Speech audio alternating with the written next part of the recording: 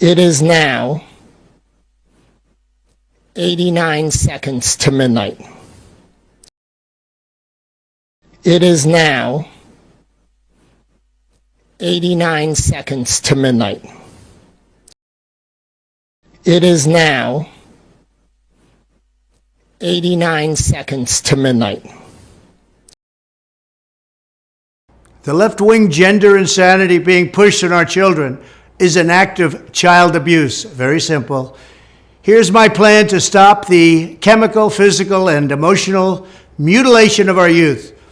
On day one, I will revoke Joe Biden's cruel policies on so-called gender-affirming care. Ridiculous. A process that includes giving kids puberty blockers, mutating their physical appearance, and ultimately performing surgery on minor children. Can you believe this? I will sign a new executive order instructing every federal agency to cease all programs that promote the concept of sex and gender transition at any age. I will then ask Congress to permanently stop federal taxpayer dollars from being used to promote or pay for these procedures and pass a law prohibiting child sexual mutilation in all 50 states. It'll go very quickly. I will declare that any hospital or healthcare provider that participates in the chemical or physical mutilation of minor youth will no longer meet federal health and safety standards for Medicaid and Medicare and will be terminated from the program immediately. Furthermore, I will support the creation of a private right of action for victims to sue doctors who have unforgivably performed these procedures on minor children. The Department of Justice will investigate Big Pharma and the big hospital networks to determine whether they have deliberately covered up horrific long-term side effects of sex transitions in order to get rich at the expense of vulnerable patients, in this case, very vulnerable.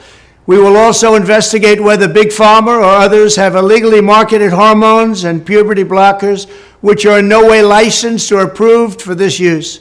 My Department of Education will inform states and school districts that if any teacher or school official suggests to a child that they could be trapped in the wrong body, they will be faced with severe consequences, including potential civil rights violations for sex discrimination and the elimination of federal funding.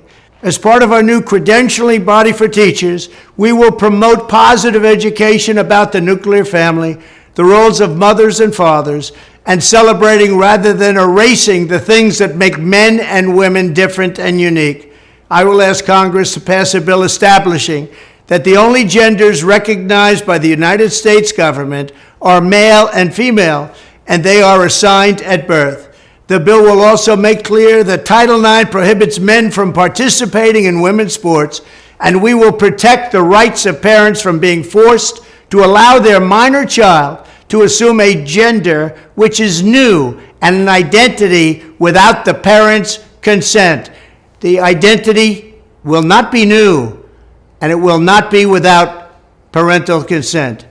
No serious country should be telling its children that they were born with the wrong gender, a concept that was never heard of in all of human history. Nobody's ever heard of this, what's happening today. It was all when the radical left invented it just a few years ago. Under my leadership, this madness will end. Thank you very much.